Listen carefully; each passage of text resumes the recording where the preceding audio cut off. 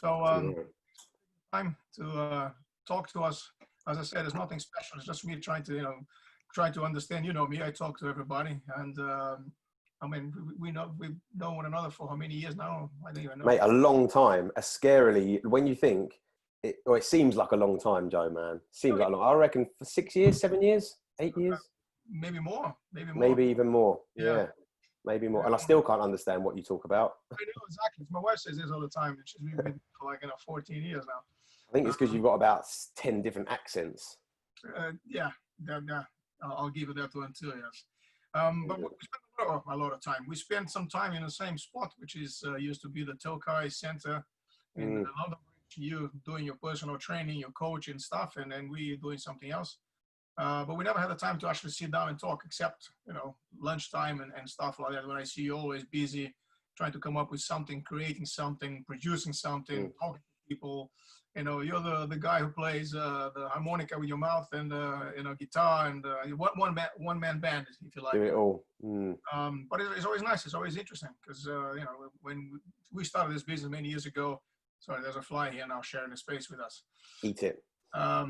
We had to learn in different ways, and of course, learning from other business owners is always important. How do you do things? Oh, I do this way. Oh, what about you? So there's always this crisscross of information, and some people go to meetings where they can meet other people, have some coffee, talk about this kind of stuff, and some others don't bother. They just think like the way I'm doing is the right way, and that's the end of it. And then they hit a big wall at one stage and realize that wait a minute, maybe I need to talk to somebody. I think also what you do, similar to me, it's quite lonely sometimes working for yourself. I had a chat with someone else on my podcast recently, and he was saying the same thing. When you run your own business, it can be quite a lonely experience, right? And if you surround yourself with people that have got no drive and don't want to go anywhere and don't want to do anything, it kind of brings you down, right? And you need people to hold you to a bit of a higher standard. Do you know what I mean? And there's people like you, there's a few other people that we know who are trying to get somewhere else, and I like surrounding myself with people like that because it just drives you on, doesn't it? Yeah, exactly. That's the whole point is to take the sit and go, right, how did you do this? Show me.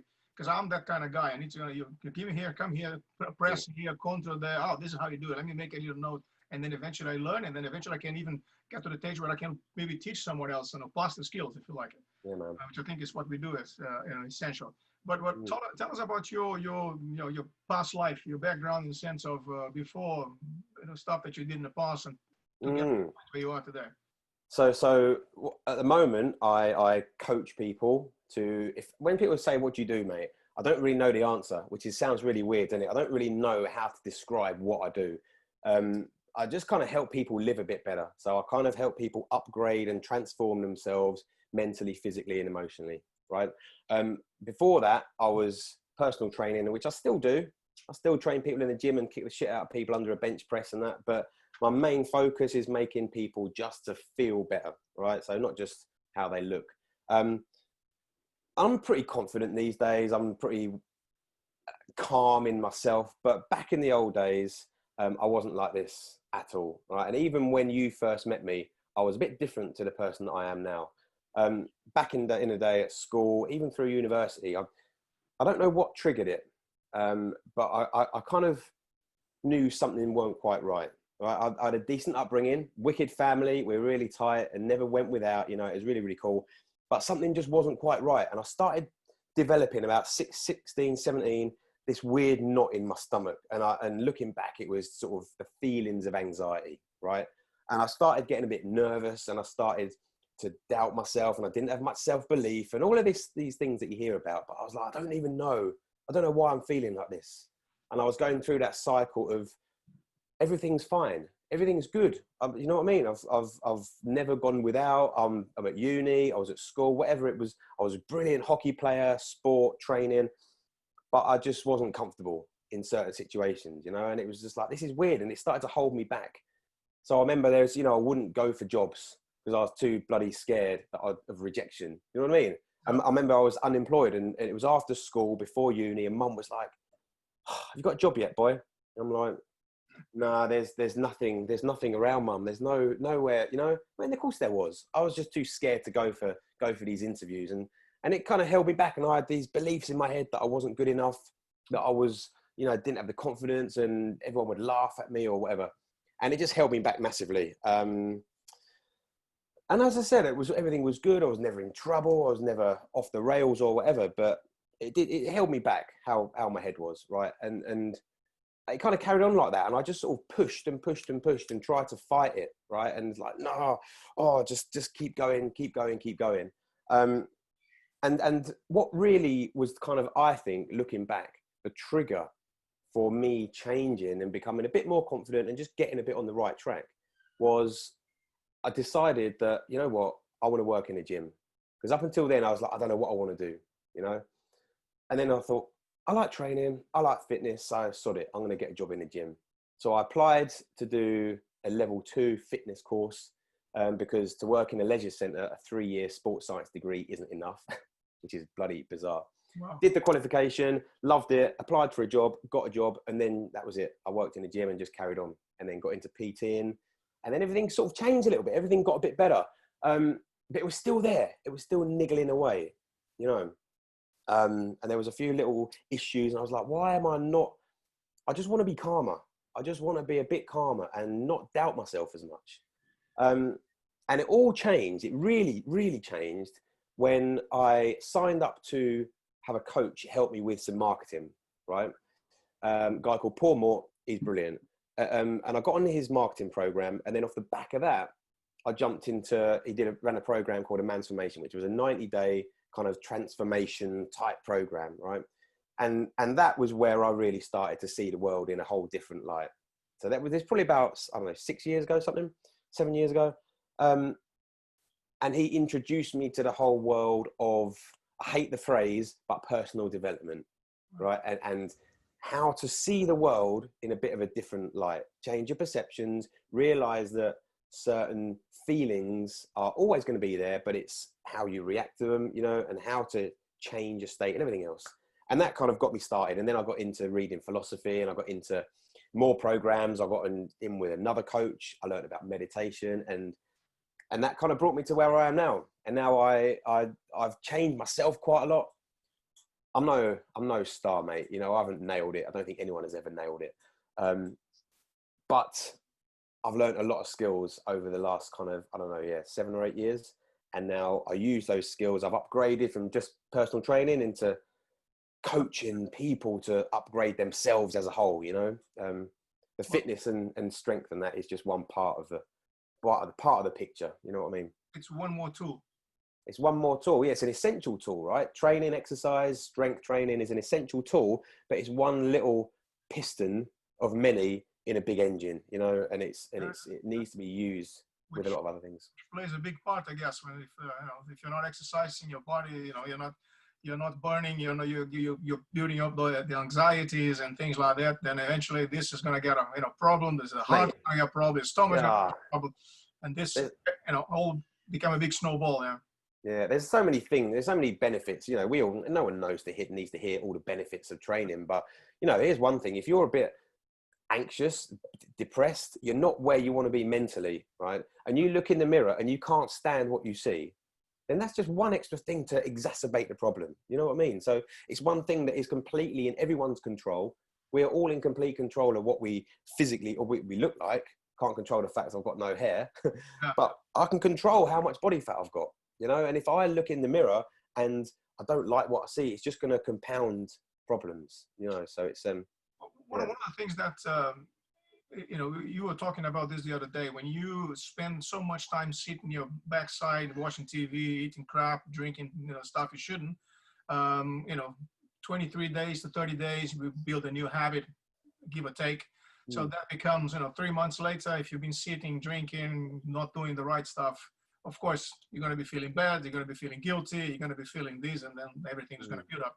So how hard is to step away from there? How hard is to become something, to start something from the scratch, for instance? Example, someone pays you a 10 session personal trainer, the guy comes for one, and then you never see him again. Why? Oh, because I woke up in pain next day, I woke up with this, and then you come up with a bunch of excuses to avoid doing it. How do you say this? Yeah, I mean, that happens a lot, doesn't it? I think there's a couple of problems that I see that are the main issues that affect people in that way, right? Number one is they don't have a good enough reason to be doing that thing in the process, right? So people come, let's say you go to the gym, I really want to lose weight, right? And they join the gym, a week later, nothing's happened. They're like, it's not working. Exercise isn't for me. I haven't got a gun. Yeah. Yeah, do you know what I mean? So it doesn't work. But they've got not enough sort of leverage to pull them back. There's not enough reason to do it, you know? And if you haven't got a massive reason or a good enough reason to be doing something, then why on earth are you gonna do it? I had this chat with someone yesterday about motivation. Because a lot of people say, I'm not motivated enough, right? Motivation largely is not needed, right? It's a kind of an irrelevant thing, because if I need to motivate myself to wash up, to do the washing up, right? My cleaner, selfish as this is not coming to my flat, okay? I'm only joking, it's not selfish, but she's not coming around. So I have to clean my flat myself. I hate cleaning. I hate doing it. It's just a job I can't stand, right? I'd rather be fishing or sitting that's how it is. But I need to motivate myself to do it.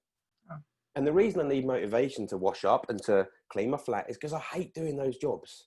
You know, if you find you're saying, I need to motivate myself to go to the gym, then you're kind of choosing the wrong mode of exercise. You know, you shouldn't need, and there's no way you're ever going to stick with any longevity to something that you're constantly having to pray to the gods of motivation to keep you in the game. You know what I mean? Yeah. And I think the other second point to that is people often look for perfection straight off the bat, you know, whereas all we need to look for is progress. And that phrase, progress, not perfection, should be drilled into everyone's head, because we all do it. And I do it sometimes with certain things. You know, I want everything to be perfect straight away, when all you need to do is think, right, what's one step that I can take to get a little bit closer to where I want to be, you know, just progress. I think there's this whole thing, especially in the fitness industry, of go hard every day, go hard, train harder than you did yesterday, you know, be better than you were yesterday. But you can't always be better every single day. It's kind of impossible, right? Otherwise we'd all be Superman. Yeah, and change is not, I mean, the long-lasting ones are the ones you do every day a little bit. Because if you want to change today, like, you know, become vegan, like everyone watched that stupid documentary there about the... Did you see what they've done now? So there was that vegan program, that What the Health, right? Which was a ridiculously stupid program to bring out. Yeah. People watch it, and they're like, oh, that's it. No more meat. Meat's terrible. It's going to kill me by next week. So they stop eating meat. Yeah. And then, but then I saw there was someone sent me a link to a story on Sky News saying, encouraging everyone to eat steak and chips now, because for farmers or something. So people are just like, well, I don't even understand what the hell I should be eating. 1 minute I'm being told to eat no meat because it's going to kill me. Now I'm being told to eat meat. It's no wonder everyone is so bloody stressed and anxious and worrying about how to live, because we're being told a different bloody story every week, you know. The thing is, people are sitting at home watching TV and different channels and different news outlets, and they are talking about stuff all the time. So you have no control. So one of the things that I keep telling everyone when I'm teaching classes in the evening is that, you know, switch off the telly, put your phone away, spend the whole day doing something else. Focus your mind and your body, trying to keep your body fit, keep your mind sharp. Because when this thing is over, you need to go back and work or do whatever. You know, you might have to change your job, and you need to be ready for that. So. These phones are an absolute nightmare, a real nightmare. And one of the best things, and this is something that everyone that comes through my program gets introduced to, is a phone blackout. And I say, right, every day, okay, turn your phone off, put your phone in the bedroom an hour before you go to bed, and don't check it, right? Don't even look at it before you go to bed, because that might trigger something, and then you bugger your sleep up. And don't look at it from an hour after you've woken up. So start your day with the most important person in your entire life, and that's you, you know? Set yourself up, do your meditate, exercise, whatever it is. But don't start your day in everyone else's life. Do you know what I mean? Scrolling through the bloody show reels of Facebook and Instagram, because your likelihood is you just get triggered, and then you're starting your day off on a terrible foot. It's amazing. I mean, looking at example, I live close to Stansted Airport, and I think I saw yesterday 2 planes up in the sky. One of them was very high up. So it's you know, something very different. So if you're going back to the time we didn't have any mobile phones, I was talking to my wife here the other day. Oh, remember the day, you know, used to have the dial-in internet thing, used to make that noise, you know, you know, previous to that, how people used to live. You know, life must have been very nice and relaxed, but we didn't know about that because we have something to measure back. And the same thing is with you know, stuff that we're doing these days. Going to London very early in the day, people spend all day at work, and then they have to do what they have to do during lunchtime when you're trying to, you know, eat a sandwich with your phone in your hand and trying to absorb. Terrible. You know, and then by the time you get back home, you're tired and you're destroyed pretty much there. And then you have like, you know, 5-6 hours sleep, and all of a sudden you're doing this again. So perhaps this time that we're spending at home now is one of the best things we could ever, you know. Mate, I think off the back of this, I think a lot of people are going to realize, I don't want to say damage, that's a bit of a hard word, but the effects that their normal 9-to-5 day-to-day life actually has on them. You know, I've spoke to loads of people who are sleeping better now. They're feeling way more chilled out. And you're like, Jesus Christ, the only thing that's changed is I'm not getting on the train, going to the office and getting stressed the hell out, you know? So I think this might cause a lot of people to reevaluate, you know, how they live their life. For sure. Yeah. And also what you mentioned about people sleeping better now. Yeah. Because now they don't have that, oh, I have only 5 hours to sleep. But if you're not ready to sleep, if your mind is not rested, you're not going to rest in those 5 hours, 3 hours, whatever that is. Yeah. Now they can maybe sleep in the afternoon a little bit, or they can sleep early in the evening and wake up early in the morning. So they're back into some, what's it called, the circadian rhythm. Is back to the normal rhythm again. Very interesting. And regarding the mindset stuff, this is one of the things that we, you know, especially with us teaching self-defense, you know, you put someone in front of somebody and says, right, put the boxing gloves on. This guy's going to try to punch you in the head, and you're going to try to do the same. Off you go. In my head, it's like, yeah, this is like a day in a playground. But for then it's like, man, this is the last thing. I'm not the kind of person who's going to do that. I've never done this before. You know, only kid in the house, never had any brothers, never had to fight with anybody. And all of a sudden, it's hard to get people, you know, past this, the barriers there. So what are the kind of mindset triggers or mindset tips would you give to people who want to start something new? Example, like, let's start from a new hobby. I want to become I don't know, I want to be the Prime Minister of the United Kingdom. Yeah. So what's the first step in terms of mindset? I'll go back to to sort of the beginning, and the reason why, you know, it's funny, isn't it? Because we can have two people in exactly the same situation, right? In a fight in an alleyway. This guy just shits his pants, and this guy is like fine with it, or a job interview, you know, or a public speech, whatever. Two people, exactly the same, you know, upbringing, background, whatever you call it, whatever you want to blame it on, but two people, one can be fine, one can not. And it's because we have filters, right, that we see the world through. Okay, so imagine when you're born, and this was introduced to me on a meditation course years ago, and I've heard it so many times. But imagine an onion, right? You know, an onion, you've got the core of the onion. When we're born, we're like the core of the onion, right? When we have babies, they've got no beliefs, they don't know anything, they're like a sponge. They don't know right from wrong, right? They're just like a sponge in the core. And as we grow up, we get layers around us. And these are kind of the filters that we see the world through, right? So you grow up and you start to realize that holding a door open for someone is quite a decent thing to do, right? So you form the belief that you hold a door, especially if it's a really hot chick, right? You hold a door open for them. And that's a decent belief to have, yeah? And then you realize that certain words are bad, that, you know, racism is wrong, and certain things are right. You get to learn right from wrong. And it's these filters that people call beliefs or neurological patterns that change how we see the world, right? And that's how someone can have a filter of, I'm not very good at job interviews, and they get really nervous and scared. And this one can have that filter of, it'll be fine. Whatever happens, it doesn't matter, you know? And it's the same, you know, you start in a new hobby. Some people will struggle because they have a filter over their eyes, effectively, right? That says, you're probably going to fail, or everyone in the group is going to laugh at you, you know? Whereas another person might not have that, and they will pick it up much quicker. Do you see what I mean? Yeah. So it's about, first of all, having the awareness to realize what filters and what patterns you're running, you know? So it's like, right, what's holding me back? What's in my way? What are these thought processes that I run that are in my way and preventing me from getting somewhere? Work that out. Find out what it is that you believe to be true. Okay, so you might have the belief of, I will fail. I haven't got the confidence. I'm not good enough to do this. Okay, find what that is, and then it's about creating new patterns that will override that one. Right. It's very hard to just say, well, just be more confident. You can't be more confident, and you can't, I had this chat with someone yesterday, you can't think yourself more confident, right? So imagine you start someone comes to your class and they're dead nervous. Okay. A lot of people believe that you can just look in the mirror and go, be good, be confident, you know, you can't just do that. No. You can't, because if you're not feeling it, confidence is a feeling, right? You'll never outthink how you feel. Feelings always win, because feelings come from your subconscious, thoughts come from your conscious brain, right?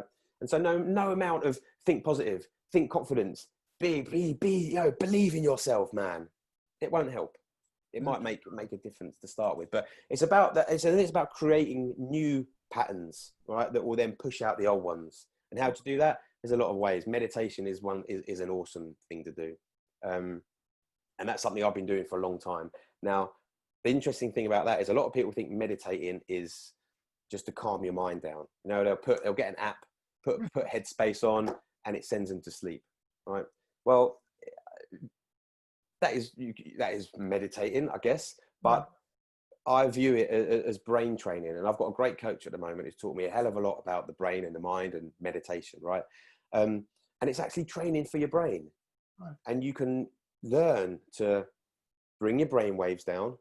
I'll try not to go off on one, mate, because I could talk forever on this. Fascinating. This is all good, because I'm connecting with that, because it happens with me and it happened and it's still happening. So yeah, so we often live in this high brain wave frequency state, right, which people refer to as survival mode. It's where anxiety lives, where stress, like, okay, and when we're in that frequency of brain waves, this survival state, it's very hard to be creative. It's very hard to notice things. It's very hard to be present. You know, when all you're doing is thinking about something that's going on, and you can't have a proper conversation with someone because your brain is just going off on one. You know, like loads of ants running around your head. And you're like, fuck, I can't think of anything. What's going on? And so what you can do is bring your brain waves down to a lower frequency, okay, and create a bit of space. Right. And then once you learn to do that, you can create space between you and your thoughts, and you're not in it, and you're not, you know, and this is how we can learn to step away from overwhelm, step away from anxiety, step away from stress. And then what we can do is implement certain forms of meditation whereby we actually create a feeling in our head, a feeling that we want to experience more. So a feeling of calm, right? A feeling of happiness, a feeling of strength.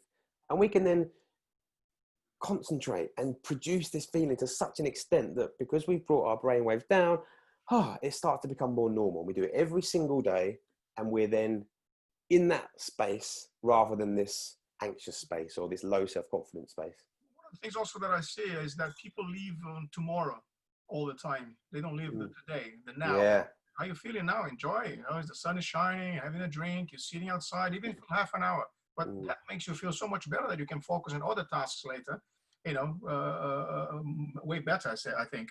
But the problem is that I'm sitting here thinking, oh, Monday, Tuesday, Wednesday, I have to do this, Friday, I have to do that. Whoa. Okay, plan your life, have a plan, as I said, is very nice. But I'm sure there are plenty of people with 10-year plan that they've written down and, you know, where I want to be in 10 years' time. Then I'll sit at home unemployed and thinking, you know, what I'm going to do next. So, you know, I quite like that kind of stuff, but sometimes I think it's too much. People push, as you said, too much of that. You must live this way. Read the book from that Tim Ferriss guy, do it 4 hours a day, and all of a sudden it's like, whoa. Okay, he's done it, but the book is very nice. But what he had to do before that, nobody knows it. And they see the final product and, you know, the winner. Yeah. So I used to love here in the UK in the beginning is like, you know, Formula One. David Coulter, remember? Was David Coulter? No, the Scottish guy. David Coulthard. No. Oh, Eddie Irvine. No, I think it's David Coulthard, the back with the big jaw, yes. Yeah. He used to win the thing is like, the British have won it now, and then eventually he will crash on the next one. Oh, the Scotsman is out of the game. So there's always this, also this kind of what people expect from you. All of a sudden they put you up, and sometimes they bring you down. Is a tricky one. But anyway, let's move on.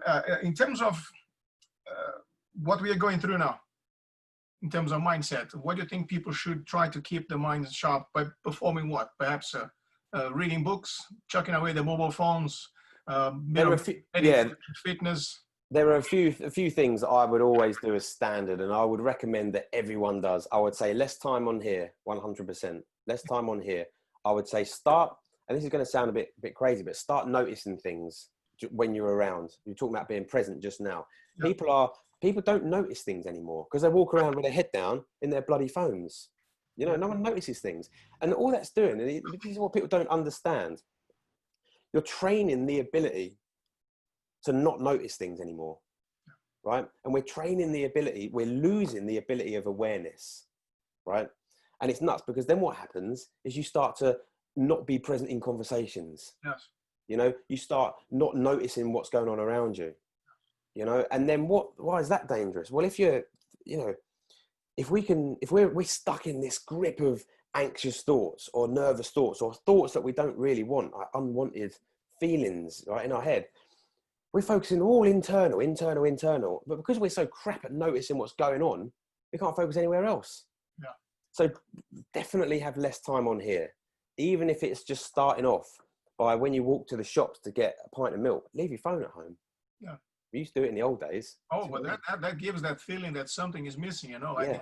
I left my arm behind. It's like, well, something's not right. And how sad is that? Do you know what I mean? And there's the agony that, oh, someone is going to call me, but nobody called me the last 2 weeks, and nobody's going to call you now. If they do that, I haven't had one urgent phone call on here, I don't think, since I've had a phone. And that's since I was about 15. You know what I mean? Yeah. But it is, well, what if someone calls me? What if something goes wrong? It's true. You know, people don't realize those small little habits that we develop, and then it's very hard to live without it. Mate, I say to my kids sometimes, you just realize you're an addict into something, whatever that is when you take time away from it and you feel like, I should be watching TV now. So in that case, you have a problem. So we need to talk about it. Let's find ways to fill that gap, the void, with something else that perhaps more productive. And now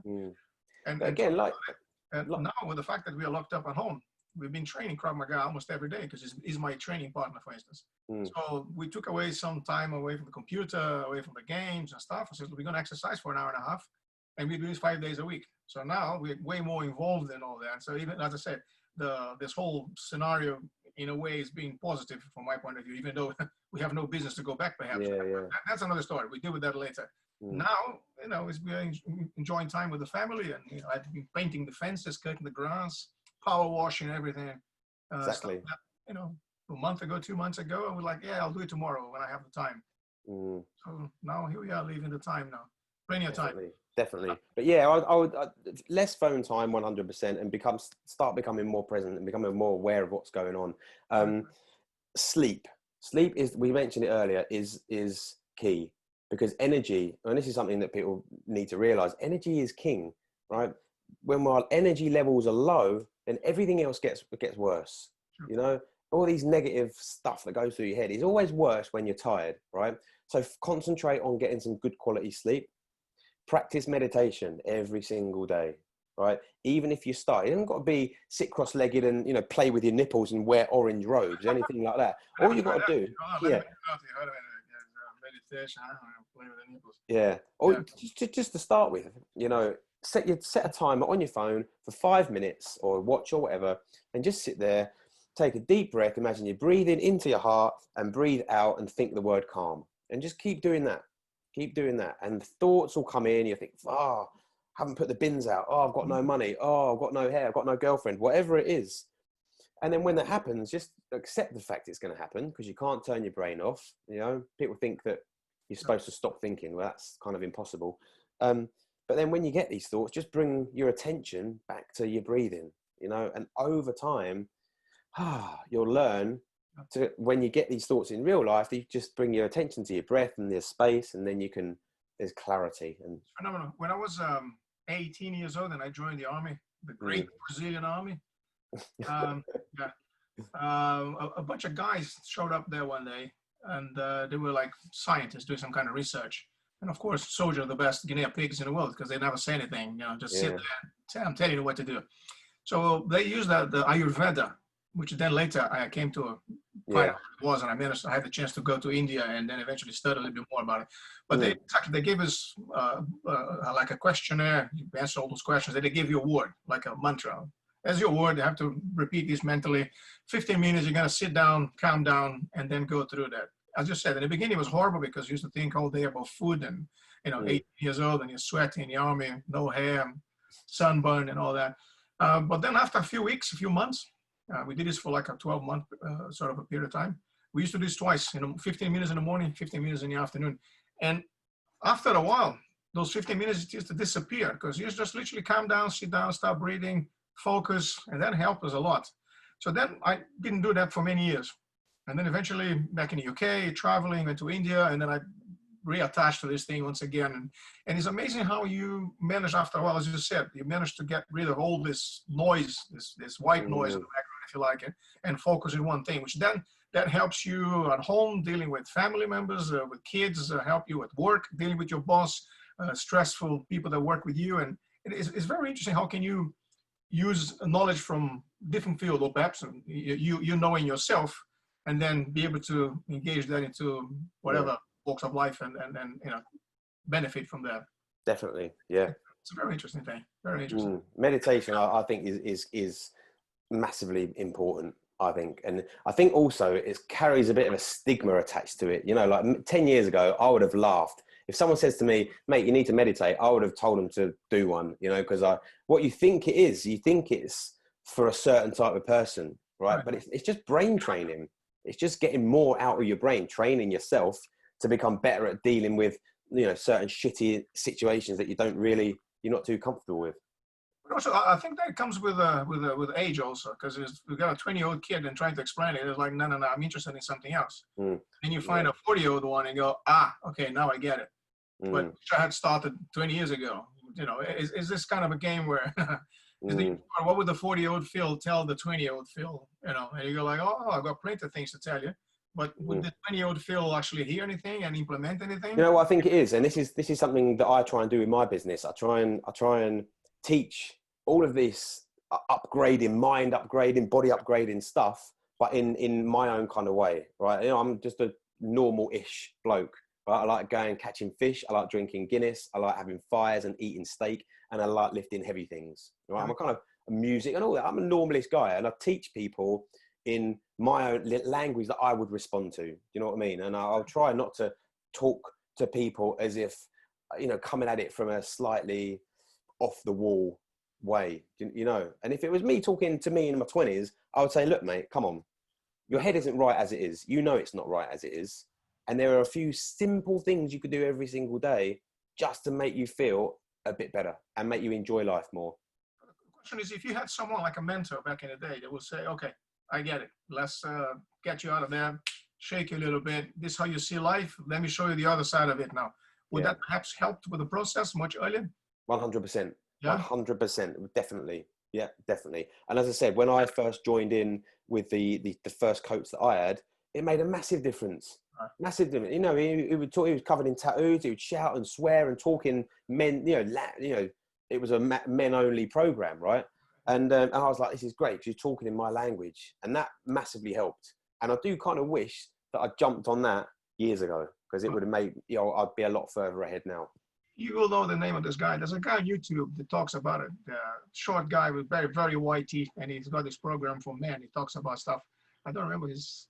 It's not him. Someone saying with this, very manly thing, how to shave. Let me teach you how to do it.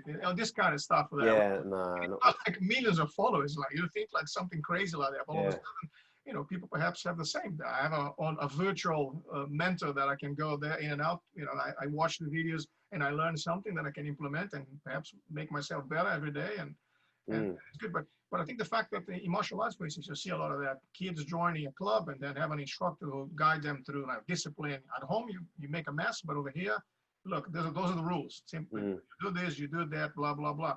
And then some of them will improve and, follow the guidelines and follow the lifestyle and become maybe an instructor in the future. Some others will go to become something else, but that time they spent with this mentor, if you like it, was very important. It always brings back memories from, a grown-up guy running multi-billion-dollar business. But remember, back in the day, I had this guy that taught me, very simple things. But even though my parents did the best, but that wasn't exactly what I've learned from the parents. I've learned from someone else. You know what I mean? So I think this is why it's very important that perhaps, and having any kind of coaching for kids, because we have people here that work with, social service and stuff like that, helping kids. But when kids go into a program like that, it's because things already happened. There's a series of things that went wrong, and all of a sudden they are under someone. But to start from the scratch, for you to say, right, let's start an online, or I don't know, face-to-face or teenage program for trying to educate, trying to give all these tips. But maybe I'm putting a little seed in your head here. Maybe something you can work later with that and create a YouTube channel. Maybe I'm not sure. Maybe so. Yeah, I think it's hard enough dealing with adults for me, mate.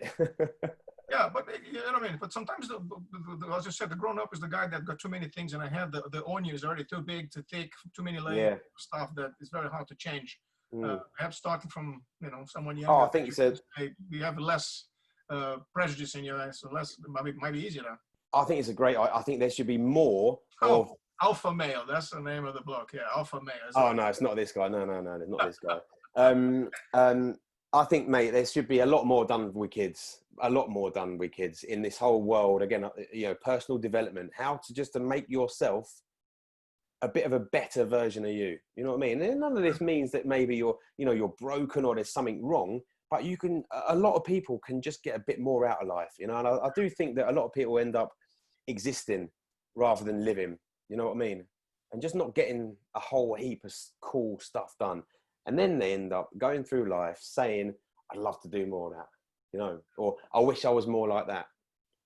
Well, you kind of can be. You just got to take some steps. It's very interesting. Yeah.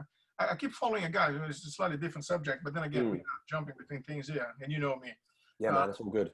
It's a kid, an English guy. He cycled with a unicycle. Can you imagine that? Big, massive unicycle. 22,000 miles, 3 years he cycled around the world. Jesus Christ. Yeah. Ed Pratt. So people want to watch this. Ed Pratt, Pratt. Very clever guy. Lots of videos, record himself doing it. Now, that's absolutely mental. Yes. But you see the way he learned. He absorbed all this information, learning from people here, different cultures, different languages, and experiences. He documented everything there. So it's on YouTube. People want to follow that. You're going to spend days watching his videos. But it's very interesting to see the difference. Like 18-year-old when he left, and then every year, every birthday in places like in the middle of nowhere in a tent with something like away from that's a good adventure, isn't it? Yeah, but then again, people can learn from this kind of stuff. From this guy did it, therefore I can do it. And then some people are following the same.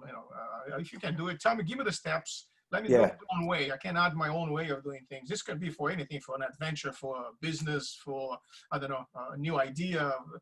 Taking bits and bobs from people, creating your own way of doing things, and then try and error. There's not a book that you read and go, this is you. A, you should do this. B, you should do this. You'll have your experience. I have mine. Someone else will have different ones. But at the end, we get where we want to go. It doesn't matter which way you follow. As long as you get there, it's your way. Yeah. It's tricky. One of the problems that people have sometimes, because we all have that, you have this idea, I want to create something big, I want to do whatever, and then you have the family member going, yeah, because I'm not sure, because the family member don't want you to suffer, the family member don't want you to get exposed, injured or whatever that is. And then they have this negative way of, perhaps for safety, nah, don't do it. You have it with friends also. All the time. I'm going to quit my job and travel around the world. The guys, no, you're crazy. All the time, yeah. I do that too, but they don't have the balls to quit the job and do exactly the same thing. So that's when, as you said, sometimes you need to surround yourself with people that they're going to push you. 100%, mate. So going to drag you down, absorb your energy, and every time it's like, oh my God, it's that guy again. Yeah, man.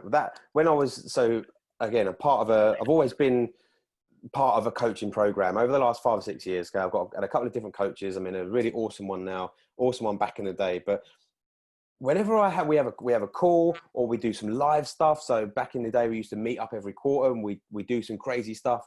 That those live events, I can't even tell you how I felt afterwards. The energy in them, because everyone there, although we were all different blokes from all different walks of life, we all had one main aim, and that was just to get a bit more out of life, And when you're surrounded by people that are all exactly on that same vibe, it does something crazy, man. And you come home and you're like, right, I'm going to build this out. I'm going to do this. I'm going to book this holiday. And you want to do stuff. Whereas when you're surrounded with people saying, don't do that, you shouldn't do that.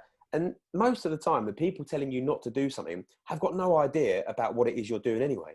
I remember my mum used to say I shouldn't, post about certain things. I should run my business this way. Well, no offense, but you have never run a business. Yeah. It'd be like someone who's never trained before telling me how to do a squat. Well, you wouldn't listen to them, would you?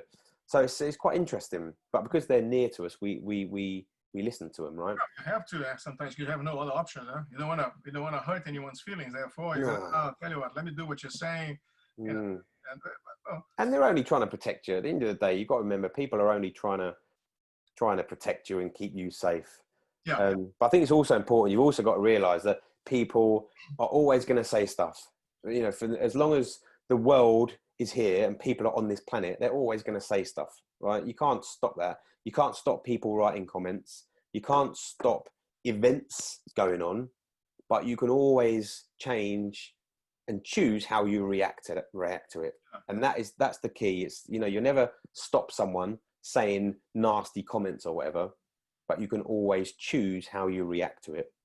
Well, and keep watching your videos and stuff. And how many videos you post a day on your Instagram and Facebook? Oh, not many. I do stories. I keep the stories updated on Instagram, and that's quite easy, isn't it? But I try and do a live on Facebook every day about something. Wow. And then just one post, yeah. Well, very interesting. And what about the podcast? Tell us about the podcast. Yeah, the podcast, man. I'm loving doing that. So me and my mate Lee does exactly the same as what I do. We met on a program years and years and years ago. And we often talk on the phone, me and him, right? And we often have these chats on the phone, and we're like, mate, we talk quite a lot of sense. Why don't we? People might want to listen to this. It might help people. Yeah, so we decided to set up a podcast where basically me and him just talk shit for an hour or whatever. But there's always some snippets of you know, helpful knowledge bombs in there, right? So we've done that, yeah, and we're getting guests on. Believe you're going to come on soon. Wow. And we're just talking. I need to comb or dye my hair, maybe blonde or something. I don't know. Yeah, mate, that's it. But yeah, it's good. Yeah. I was watching this morning.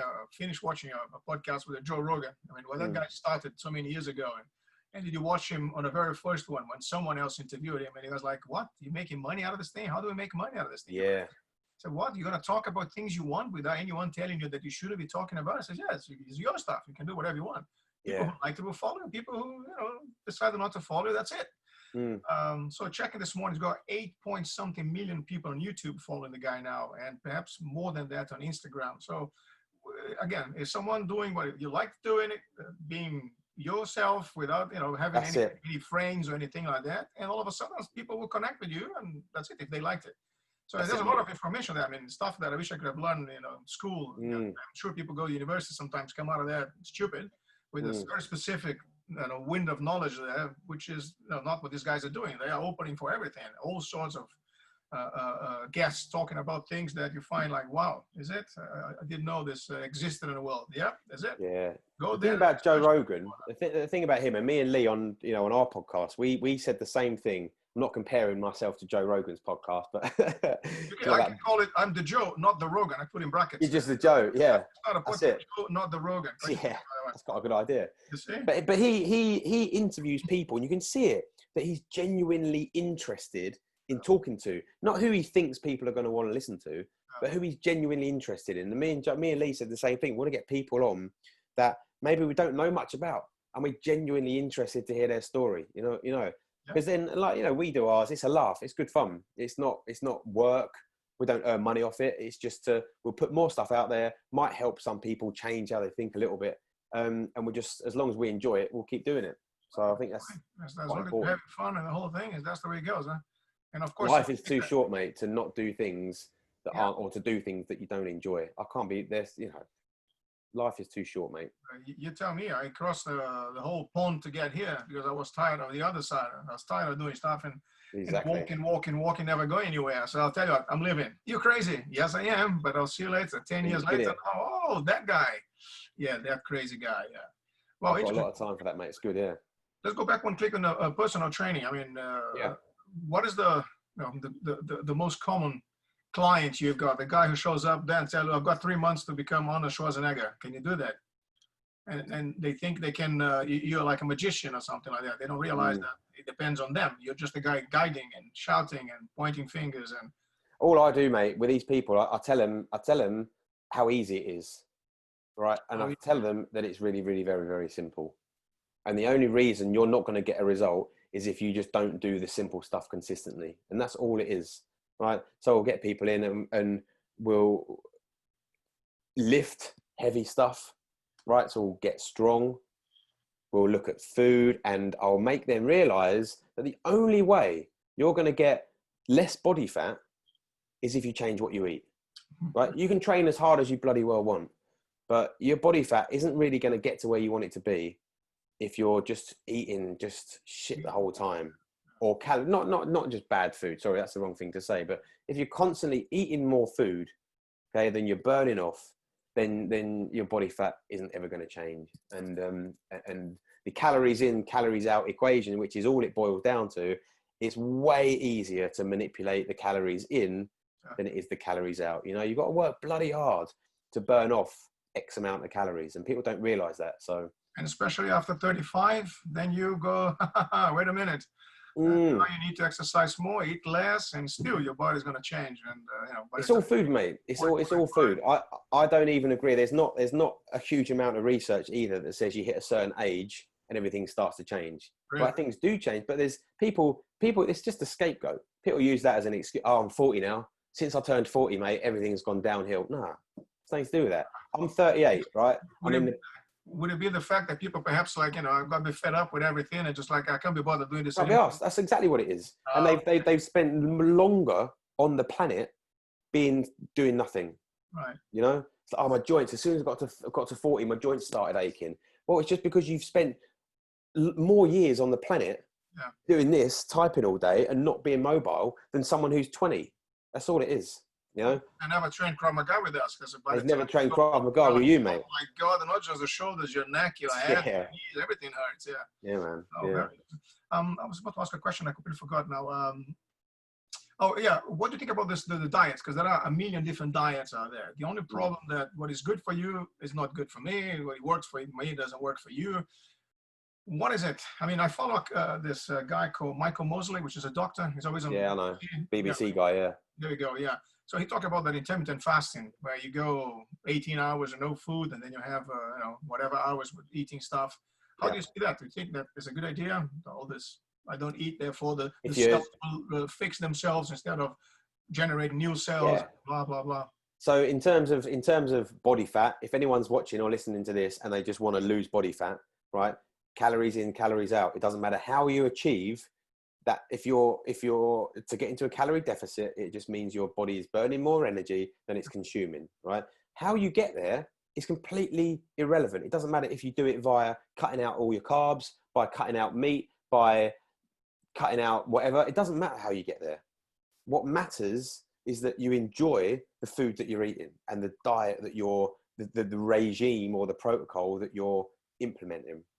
Okay, because if you don't enjoy it, again, how on earth are you going to stick to something that you don't enjoy, right? And life is too short to slave away over a specific type of diet, right? So if it's fat loss, it's just manipulate your calories in, exercise, but look at exercise with a view to this is helping me get strong and mobile, right?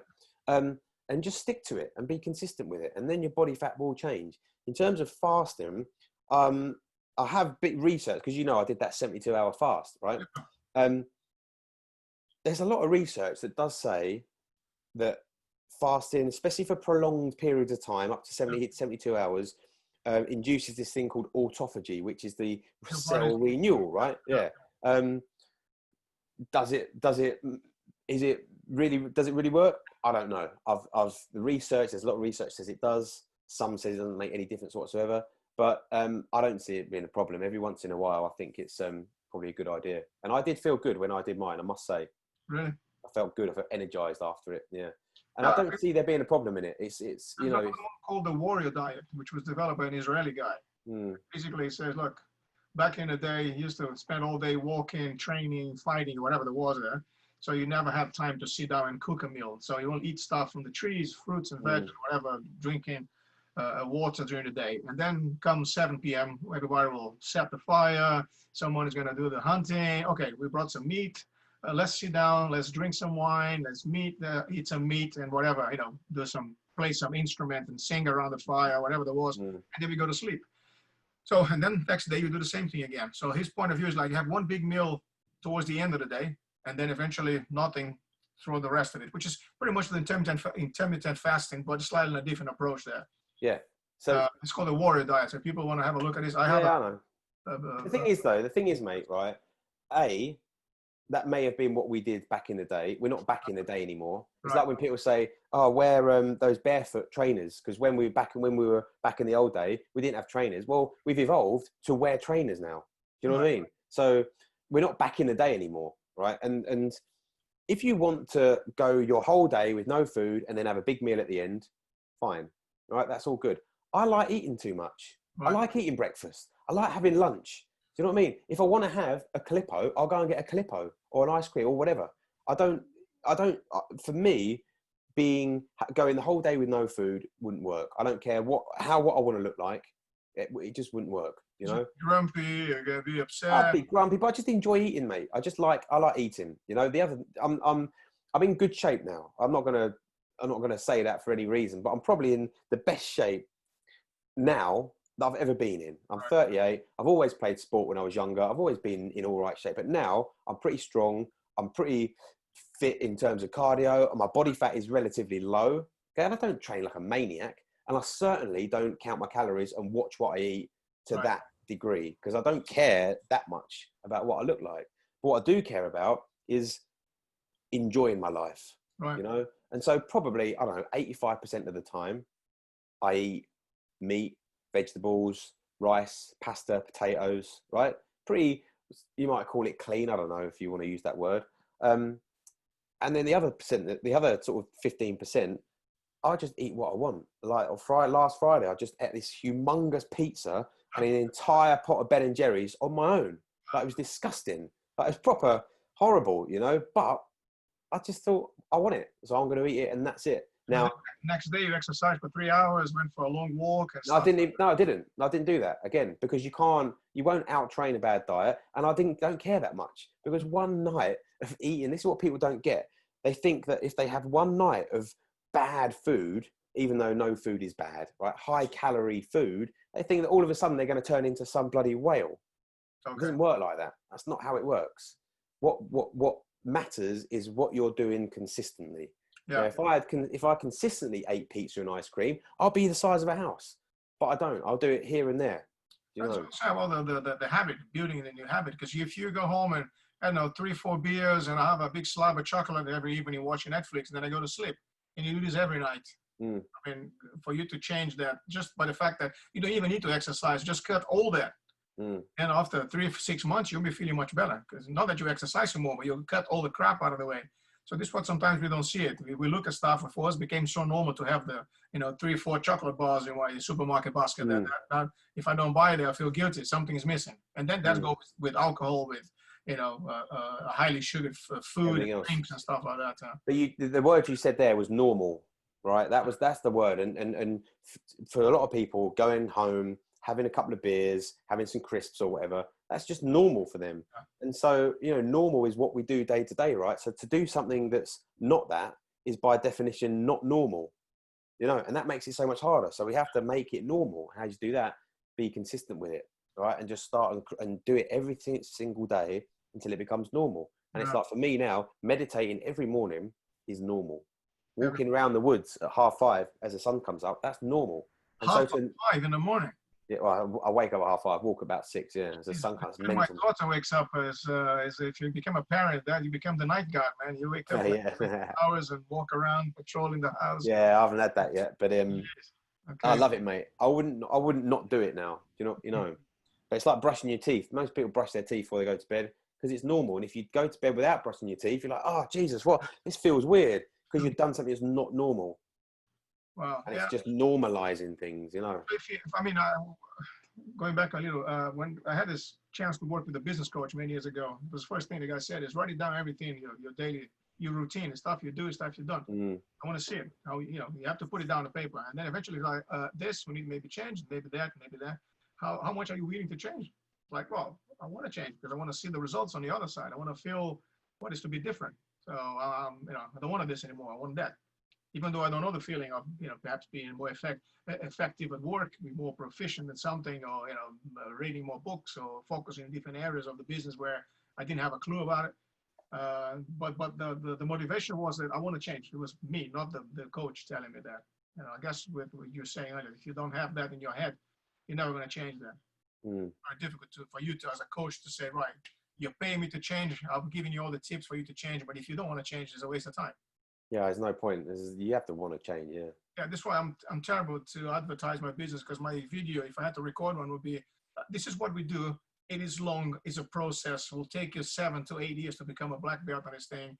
Lots of training required. Is it going to hurt? Yes, it's going to hurt. However, as I say, the view from the top is beautiful. If you want to do it, sign up, join us. But unfortunately, people don't like sometimes the honesty. They prefer you telling them something they want to hear it, which is kind of tricky every now and then. People are never ever going to change by constantly being told what they want to hear. Well, there we go. Good point, Tim. And people like that. They're like, oh, don't. Some people. I had this chat with someone again the other week on the podcast, and he was saying about how people come to you and they say, just be honest. Tell me be honest. Be honest. But you can't be honest with people. They don't like the truth. They don't like it. They don't like to hear. You will never ever change if you carry on the way you are. And they're like, well, but I like the way I am. Well, you don't like the way you are because you wouldn't be here otherwise. it's a funny game. Funny, isn't it? But one of the things I keep telling you, even though my instructors, and is that the younger instructors, it's a fantastic world of dealing with people. But again, it's the hardest one, because you are with people that constantly change their mind. Today they want to be, top models. Tomorrow they want to work in the mine. It's like, whoa. Yesterday you want to go that direction. Now you're going this way. Yes, I've changed overnight. So it's a tricky one. In the beginning, I was very guilty for pushing, calling people, texting people, getting upset with people. Oh, that was a deal we had it, but now you've changed. So now I was like, we are going that way. If you want to follow us, follow us. If you don't want to, that's it. Simple as that. So sometimes people want to hug. Sometimes people want to be pushed. Sometimes people, want to feel important because you're there and all the time contacting them and speaking to them and motivating them. But some others don't care. But anyway. Sorry, that's me being negative now towards the end, but it's all part of the business, part of the process. Not being negative, mate. Yeah, of course. Anyone with any questions there? So we have a few people, and you know who's actually watching this too? No. A big South African guy. Clayton? There you go. He's hiding. Is he? Yeah. How funny is that? You see. Anyone with a question? We got Bunty asking here regarding the keto diet or intermittent fasting, if preferable to have a vegetarian diet or rich in meat. Again, it's a kind of a tricky one. I have heard that a vegetarian diet affects your concentration whilst meditating. Is that would you be okay? Well, say that again. A vegetarian diet will affect your concentration whilst meditating? Would it? Yeah, it definitely will, because you'll be sitting there thinking, I'd love to eat a steak right now. So, no, I've never heard that, man. I've never heard how a vegetarian diet will affect your concentration. No. Try it.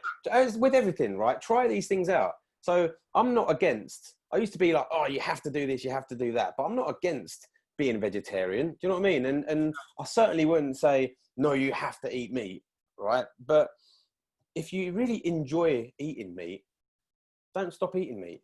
Yeah. You know what I mean? For ethical reasons, maybe eat it a bit less.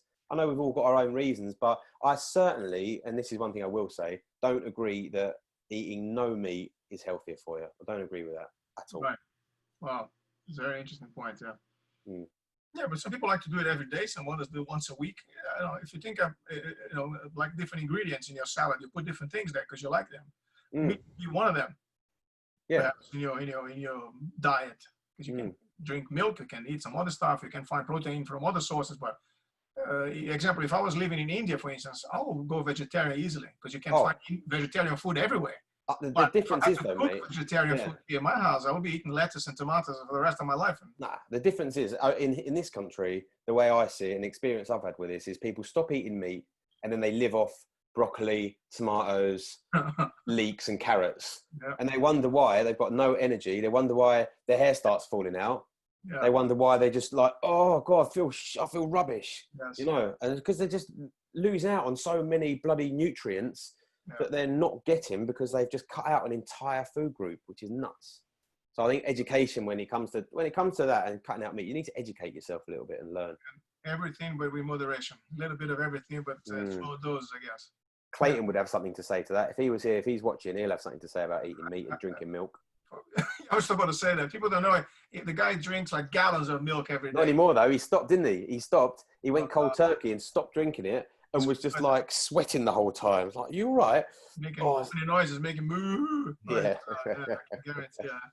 Man, look, we've been here for an hour, and normally we keep an hour just to make sure that, don't run All out good, of man. subject. Yeah, Some mate. of the guests we can talk for longer. Some of the guests we need to be, asking more questions and so on. I could talk forever. But thank you very much. And just let us know about your podcast and where do we find this, for people who might be interested in. Yeah, so go on Spotify or just Google. I think you can just Google it because it's on loads of platforms. This thing called Anchor FM, but Spotify does contain nuts. Does contain nuts. That's a podcast that grabs life by the balls. And there's a big picture. There's a big picture of a big like ball, a cow, but like a ball with like massive balls hanging down. So that's does very contain graphic. nuts. I guess, forget about the rest. Just imagine that picture, people. Yeah. Anyway, so thanks for your time. Let's do this again. And thanks for having me, man. I'm sure people will be interested in maybe getting in touch and learning more from you. Definitely, yeah. Go and follow me at the Phil Hyland. The Phil Hyland, yes. Yeah, I've got about 10 followers, so you can. Wow, I've got 2, man. Notch it up one. You're going large, eh? Did you pay for those 2 as well? They're those bought ones, aren't they? My mom and my daughter in Brazil, yeah. Okay, man. Thank you very much. Thanks for having me, mate. Guys, thanks for that. I will see you guys tomorrow when we're going to be talking to Matt Fox, which used to be my business partner when we created the Institute of Krav Maga Cane. So wicked. Another one just like you. Very interesting sense of humor. Yeah, great guy. Anyway, appreciate it. Good stuff, mate. Nice one. Cheers, pal. Back meditate. Thank you.